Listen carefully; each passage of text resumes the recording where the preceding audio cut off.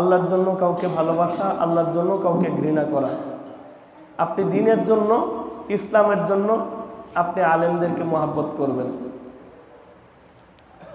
আল্লাহর সন্তুষ্টির জন্য আলেমদেরকে মহব্বত করবেন। আল্লাহর সন্তুষ্টির জন্য ইসলামের দুশমনদের সাথে শত্রুতা পোষণ করবেন। বুঝেন হুজুরি কি কয় এটা? না, এটা হাদিস। ইসলামের স্বার্থে ইসলামের কর্মীদের জন্য, আলেম ওলামাদেরকে আপনারা ভালোবাসবেন, বলেন ইনশাআল্লাহ। ইসলামের শত্রুদেরকে ঘৃণা করবেন, বলেন ইনশাআল্লাহ। ইসলামের শত্রু আমার বাপ হোক, মা হোক, নেতা হোক, খেতা হোক, দেশ হোক, যাই হোক, ইসলামের শত্রু মানে সে আমার শত্রু, বলেন। ইসলামের শত্রু মানে সে, বুঝেন কথা? ইসলামের শত্রু যে, সে আমার শত্রু। আর ইসলামকে যে ব্যক্তি ভালোবাসবে, সে রিক্সাওয়ালা হোক আর কুলি মজুর হোক, সে আমার ভালোবাসার মানুষ, ঠিক কিনা বলেন?